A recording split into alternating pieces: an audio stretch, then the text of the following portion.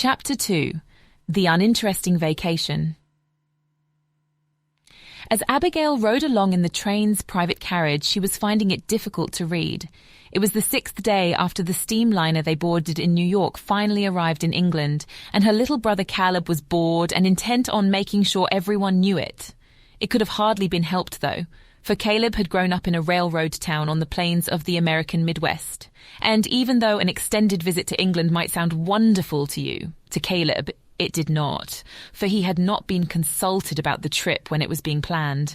When he finally was able to express his thoughts on the matter, many of his valid points, like the trip was bound to be very boring and full of smelly people, and that it was going to rain every day, were largely ignored. Even more importantly, the whole endeavour was in direct conflict with his summer plans that were made well in advance, and he could hardly expect Jeff Miller to wait on investigating the new fishing hole or postpone construction on their smuggler's cave. That should have commenced the first week of summer vacation. On top of that, his summer plans included wearing his shoes as little as possible and not, under any circumstance, engage his oldest sister Jenny on the topic of her new fiancé, Vincent. Bored, said Caleb, interrupting the silence. He said it to no one in particular, just making sure everyone was still aware of his condition. Bored, boring, bored. Abigail glared over the top of her book at him, hoping it would have some sort of effect. Bored. It did not. Shush, replied his mother. Caleb then began to fidget with his buttons. So far, he thought the trip was going much as predicted, apart from the smelly people, but he figured it was only a matter of time before they showed up. Also, needless to say, as Caleb sat in his Sunday bests and some very uncomfortable shoes, all his goals for the summer would go unmet. This was the first time Caleb had visited England, but according to her mother, Abigail had been before when she was too young to remember. As Caleb sat slouched in his chair, his mother thought it was a good opportunity to lecture away his poor disposition. Caleb, she began, I've nearly had my fill of this attitude. I know you're not nearly as bored as you would have everyone believe. You're just sulking. I seem to remember someone nearly falling over the railing of the ocean liner to get a better look at that giant statue they were putting together in New York. Dear, what was the name of that statue again? It was called the Statue of Liberty, I believe, said Percival, Abigail's father. Big deal, that was one thing. The rest of the trip has been an awful bore, said Caleb. Well, you know very well that your father is from England, and it means a lot to him to see his family again. And your cousins, you liked meeting them, didn't you? I guess, said Caleb as he looked out the window and watched the countryside go by. Well then, the only one ruining this trip for you is yourself, said his mother. Caleb responded by slouching even lower and sporting an even more unpleasant frown.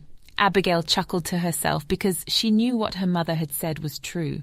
She did, however, feel sorry for Caleb, mostly on account of him being forced to wear shoes all the time. After all, she still remembered the joy of running shoeless from the house as a young child, especially after a fresh rainstorm. As Abigail began to reminisce, she let her shoulders relax ever so slightly. Abigail, slouching, snapped Abigail's mother about 2 seconds later. Abigail straightened up immediately, then looked over at her brother, who couldn't have been slouching more if he tried. But mother, corrected her mother. But mother, Caleb is... Boys are different, replied her mother. You're a lady, and a lady sits with perfect posture. As he slouched, Caleb gave Abigail a very smug grin that he made sure their mother did not see.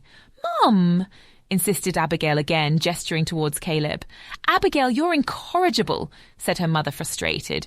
You're too old for us to have this conversation again. Somehow it had all become Abigail's fault yet again. She frantically tried to think of something to say to vindicate herself, but alas, it was to no avail, and the moment passed. Her mother's disappointment in her made her want to cry, but she knew that would not be approved of either.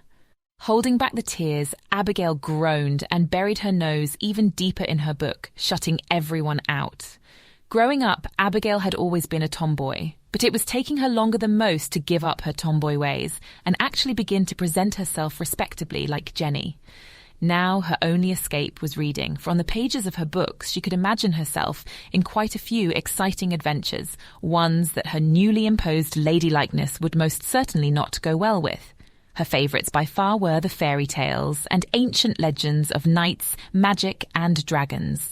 For sometimes in these stories even the princess was allowed to be the hero. How great it must be, she thought, to be a part of something that makes a real difference, to be someone who matters. But nothing like that happens in real life. What she feared, however, was not the proper dresses and polite conversation, but that even when all her mother's lessons and primming were complete, she would never quite fit in, at least not as well as Jenny. For she always felt awkward, never knowing if the first thing she wanted to say was the right thing, and often feeling later it was not.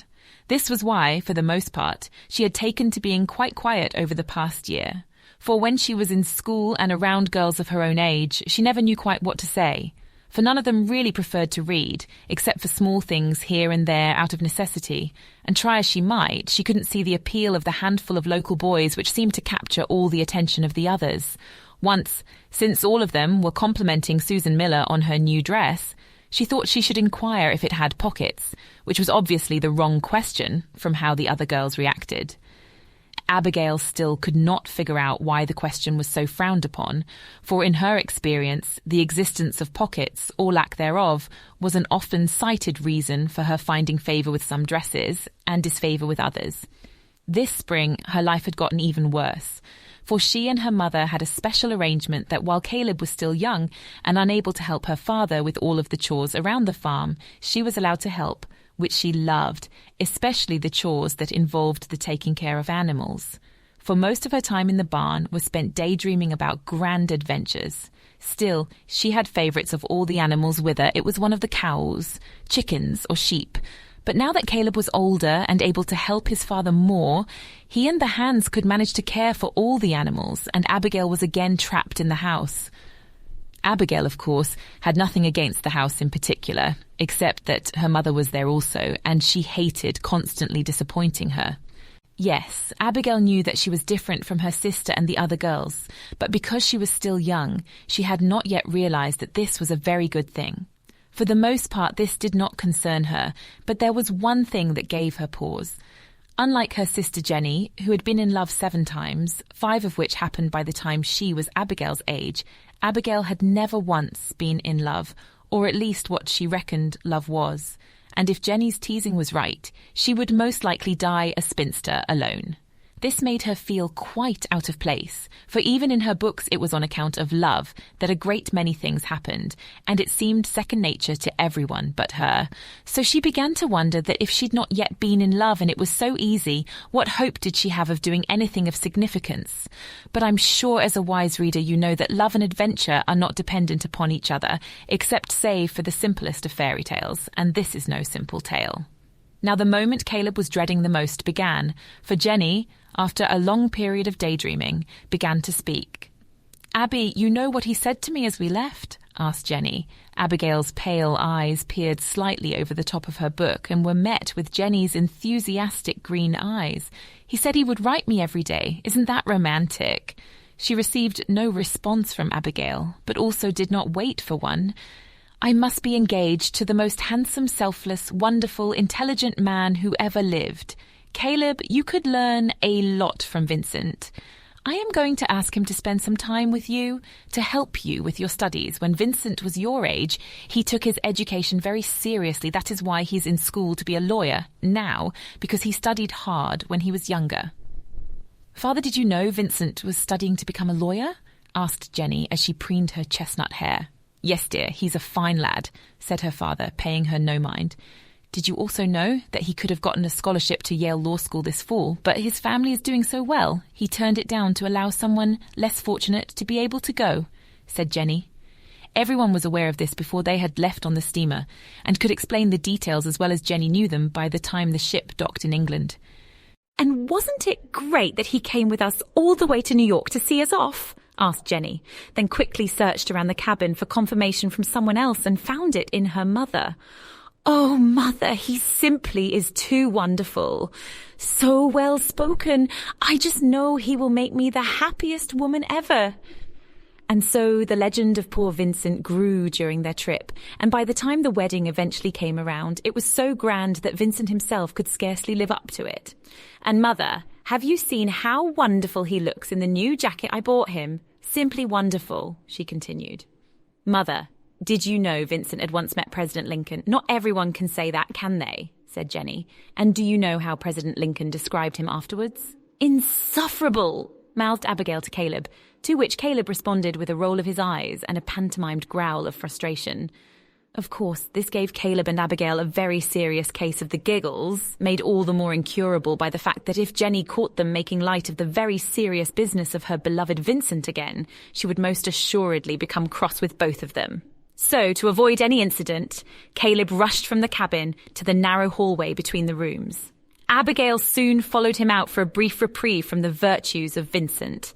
There they had a good, quiet laugh about nothing in particular, except for the fact of how angry Jenny would have been if she had heard them. "Honestly, what do you think of Vincent?" asked Abigail. "I don't know. He seems fine, I suppose. I just wish I didn't have to hear about him so much," said Caleb. "It seems to me that if someone is great, you don't need to be told he's great to know it. They just are." "And you think he's great?" asked Abigail. "I think he's all right, but the more I hear of him from Jenny, the less I like him," said Caleb. "It's like bread pudding." "What do you mean?" asked Abigail. "Well, Pop swears by it, but every time I have it, it's somehow not as good as Pop makes it out to be, because I don't care for it and it keeps showing up more often for dessert than I'd like. Part of me has grown to hate it. Dad never seems to notice and somehow believes we all like it as much as him, so I give him a big smile when he looks over and he's none the wiser. I guess that's what Mum is doing in there with Jenny," said Caleb. Yeah, I suppose you're right. He is quite a bit like bread pudding," said Abigail. With that, both of them couldn't help but get a big grin across their faces. Just then, the conductor happened by through the hallway from the car in front of them. "Oi, you kiddos, you can't be out here back in the cabin with you," he said in a heavy accent as he guided them back to the room. Caleb couldn't help noticing that he was quite smelly. Upon re-entering the cabin, Caleb and Abigail were even more bored than ever. Abigail had just reached the point in her book where she realized even though something exciting was on the horizon, the author had put a good number of pages between the exciting thing and her current position. She knew with her interest waning she'd do better to take a break for a while and come back to the story afresh, later. So, with her options dried up, she was in the same predicament as her brother, Caleb, because he had resigned himself to be bored and cross during the entire trip, afforded himself none of the usual distractions that most boys stowed in their pockets for occasions of unexpected waiting. He felt as if his mother caught him having even a hint of fun, it would completely undermine his objections, and she would never take him seriously again. "How much longer is it?" Caleb whined to his mother. "Well," she began, "if we have left London an hour ago and we're heading to Leeds and the train travels about 20 miles an hour plus stops, how long would you say it would take us?" A new look crossed Caleb's face with that question. Away was his look of lazy indifference, replaced with the look of someone who had been grievously and suddenly insulted. For he had realised his mother's question was, in fact, a thinly veiled attempt to get him to use maths while he was on vacation. "A long time," he answered purposefully, disregarding the math, but in a tone indicating that the attempt was discovered and not much appreciated. "If you're that bored, we are going to spend a few days in Manchester soon, and maybe you would like to see the attractions guide I picked up while in the station," said their mother. "There's probably nothing to do there, just like on the ship and the train," said Caleb again, taking up his position that the entire trip was a waste of time. He began to thumb through the small book, intent on finding nothing interesting and proving his mother wrong yet again. However, there was one thing in the book that caught his imagination and would not let go. It said as follows: "Come one, come all, to the great Sardini's wondrous, stupendous, marvellous, magnificent, awesome, bewildering, enchanting, incredible magic exhibition. You will be amazed, amused, bemused, captivated, exhilarated, astounded, and alarmed by unimaginable feats of magic. The great Sardini has gathered for your viewing amusement marvels from all the exotic corners of the great wide world, and from the Arctic tundra to the jungles of darkest Africa, he reveals their magical wonders for all to see. So brave adventurer, come if you dare, but leave your skepticism behind you, for you shall see feats never before witnessed by man." Mother, we have to see this!" exclaimed Caleb. "I won't ask you for anything else this whole trip if we can go." Caleb could hardly be blamed for his excitement, for the great Sardini dedicated his life to magic at a similar age, and in fact, a large number of his audience members were in Caleb's age group. But as long as the great Sardini was able to fill his theatre, he hardly minded who comprised the audience.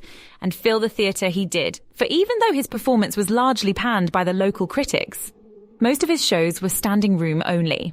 Because amongst the young boys of that city, word had gotten out that their great Sardini used real magic. Boy, I can't wait to see old Jeff's face when I tell him I've seen a genuine magic show in England, said Caleb with a grin, although not nearly as interested the rest of the family conceded, and their plans for the next day were set.